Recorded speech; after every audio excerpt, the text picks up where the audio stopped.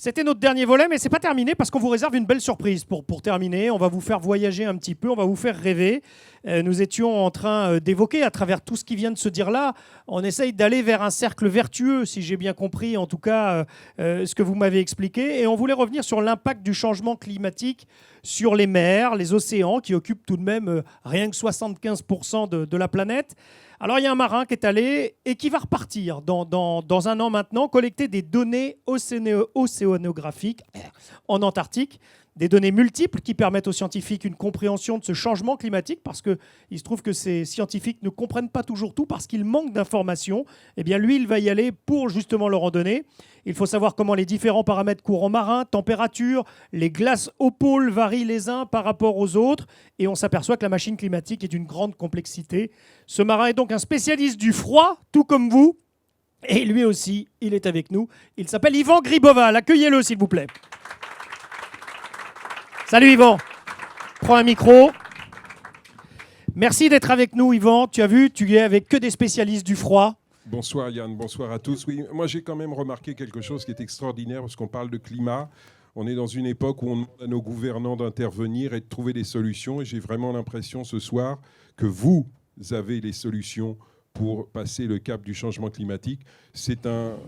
Vraiment, c'est un message d'espoir. Et même si vous parlez de R414, R machin, je n'ai pas tout compris, je dois vous l'avouer.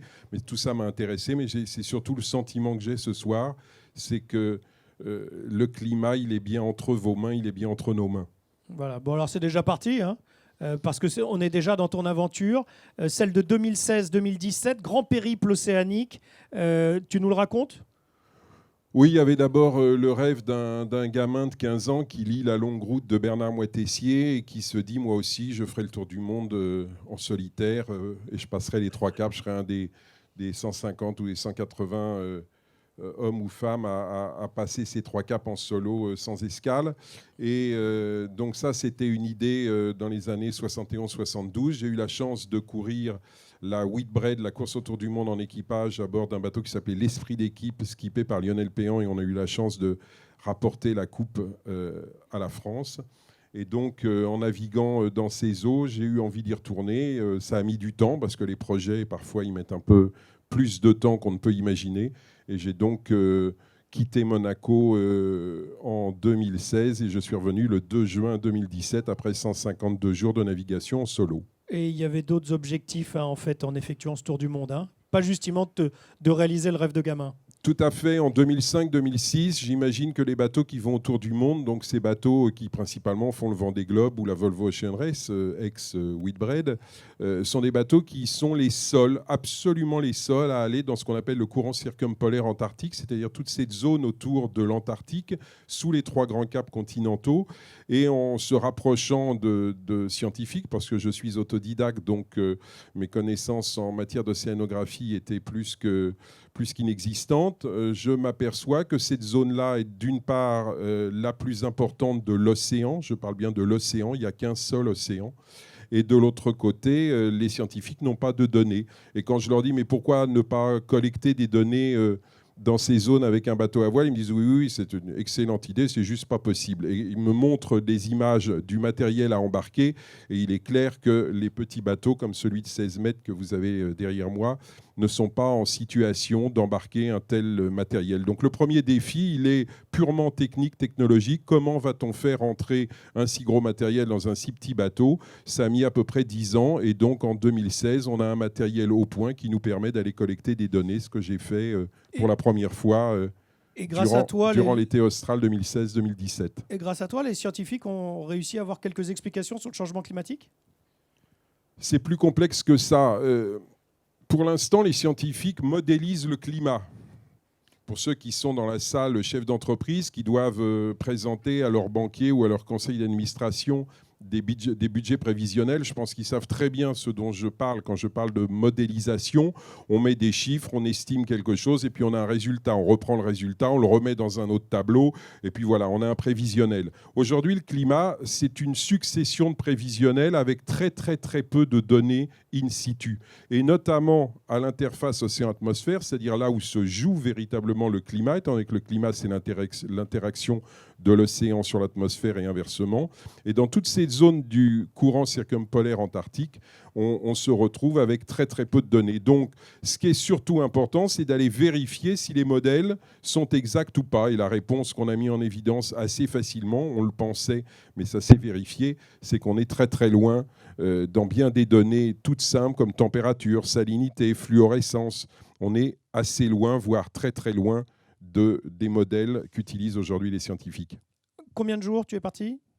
Je suis parti 152 jours de navigation en solitaire, dont 60 uniquement dans le courant circumpolaire antarctique, c'est-à-dire sous les 3 caps en mission océanographique. Et quand on va dans ces mers-là qui sont les plus dures à affronter, les plus difficiles, d'après tout ce que les grands marins à la voile nous ramènent, et qu'on réussit, on le doit quoi ? À la préparation, un peu de chance aussi J'ai toujours considéré qu'il y avait une très bonne nouvelle, c'est que la malchance n'existe pas, et la chance, par contre, la plus mauvaise nouvelle, c'est qu'elle n'existe pas non plus. Tout est fondé sur la qualité de la préparation.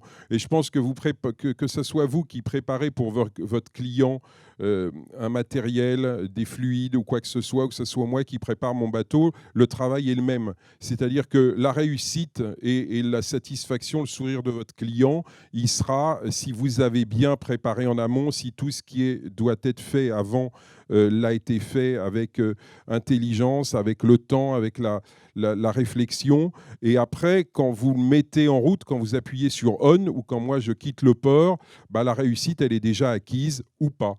Et là, dans ce cas-là, elle l'était parce qu'on a vraiment bien travaillé, bien préparé le bateau. Et je rappelle, une navigation en solitaire, c'est pas une personne, c'est toute une équipe avec à la fin juste un marin qui va naviguer. Mais c'est en amont beaucoup de travail et une équipe, c'est très important. Si ce soir, en montant sur ce bateau, ça a donné le goût de l'aventure à certains d'entre ceux qui t'écoutent, quel conseil tu leur donnerais pour partir dans une aventure comme ça ? D'être en instance de divorce, peut-être ? Non, je donnerais 2 conseils. Le premier, je pense, c'est celui que je donne aux enfants, à commencer par les miens, mais surtout quand on va dans les classes raconter notre histoire.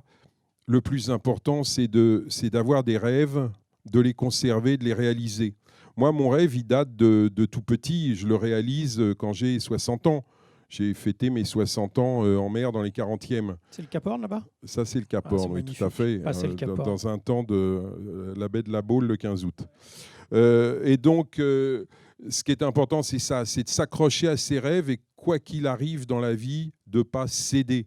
De les conserver parce que c'est vraiment l'essence de l'humain, c'est l'essence de l'homme et ça c'est primordial. Et puis après, c'est ce dont on vient de parler, c'est la préparation. Donc tu as forcément un autre rêve qui va se réaliser. Oui, c'est quand on a 152 jours tout seul, d'abord on repasse sa vie en petits morceaux, hein, un peu dans le détail, un peu... on vient en arrière, on avance, et puis après, très rapidement, on passe à la phase. Et maintenant, je fais quoi ? Surtout quand on passe le cap des 60. Et je pense qu'il y a une personne dans la salle ici, c'est le président Pierre-Étienne Dehon, qui sait très très bien de quoi je parle. On passe un cap et on se dit, maintenant, je fais quoi ? Tout ce que j'ai fait jusqu'ici va servir à quoi ? Pour qui ? Comment ? Et quand je reviens, je suis arrêté sur une idée bien précise. Il faut être efficace. Et c'est ce qu'on retrouve, efficacité, c'est ce qu'on retrouve dans le thème de ce soir. Efficacité, comment va-t-on être efficace sur ce thème ? Moi, j'ai choisi, on utilise et on travaille pour le chef d'État qui est aujourd'hui le plus engagé en matière de préservation de l'océan et de sa biodiversité, c'est le prince souverain Albert II de Monaco. Il a un rang de chef d'État. Il est capable de parler aussi bien au président des États-Unis qu'à la Russie, qu'à la Chine, qu'au président de tous les autres pays. Donc c'est lui qu'il faut aider, premier point.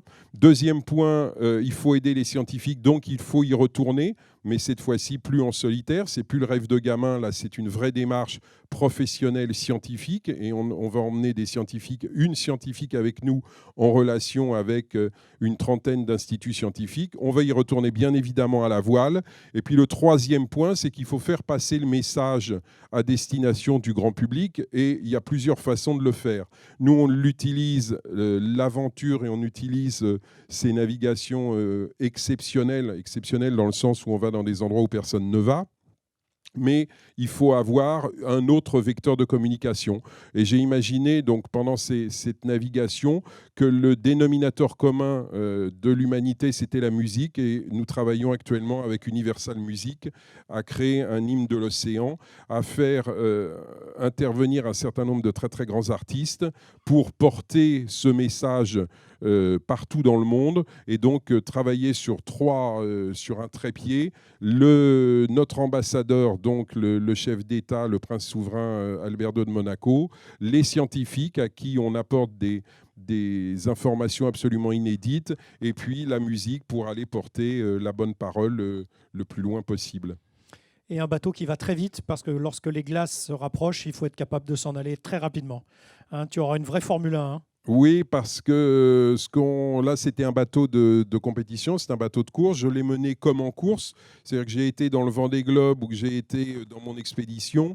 Dans le sud, je menais le bateau exactement de la même manière, parce que la vitesse, c'est la sécurité pour pouvoir s'échapper devant les dépressions, pour pouvoir choisir sa route au mieux. Oui, donc l'idée est de repartir avec là aussi un bateau de course, et j'ai entamé il y a quelques semaines le métier le plus difficile du marin, c'est d'aller chercher des fonds à terre. Bien sûr, évidemment. C'est très bon ça. Ah oui, on peut l'applaudir, des fonds à terre, c'est très bon. Merci.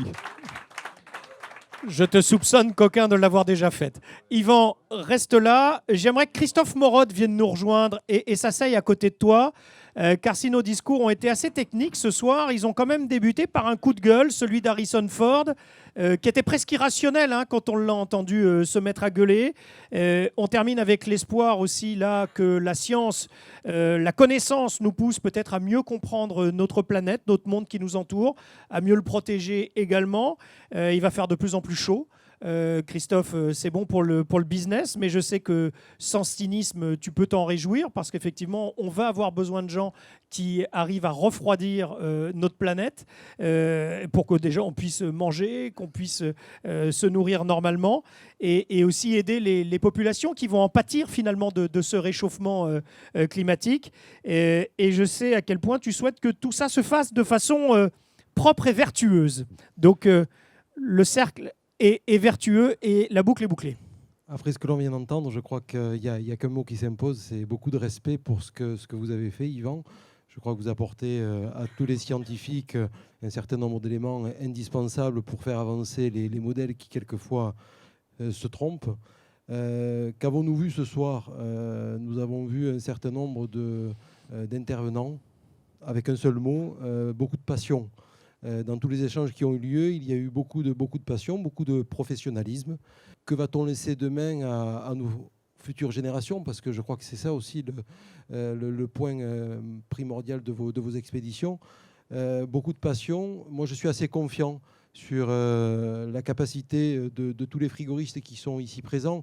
Et le parallèle est fait effectivement avec les chefs d'entreprise et PME qui ont des budgets à présenter, et vos expéditions sont assez rapprochants. Aujourd'hui, on a pu démontrer qu'il y a toute une chaîne d'espoir, que ce soit les producteurs de molécules, que ce soit les formulateurs que nous sommes, les distributeurs, mais aussi les utilisateurs. Et toute cette chaîne d'espoir est capable aujourd'hui, comme Bruno Blanc a pu le dire, qui est le dernier maillon de la chaîne concernant Auchan. C'est toute une chaîne qui est capable de faire baisser de 37% l'impact environnemental des installations sur une année, et sur 3 années, donc depuis 2015, d'environ 70%. Et je crois que demain, si l'on veut relever ces défis, je suis confiant sur la capacité de chacun à les relever, il va falloir que l'on travaille ensemble, encore plus, car les solutions ne sont pas simples, elles sont multiples, et elles doivent s'adapter à chaque cas qui se présente, tout en ayant en perspective la volonté de réduire cet impact, alors sur les océans, mais aussi sur la Terre, parce que évidemment, la préservation de l'environnement est importante. On doit aussi protéger les hommes.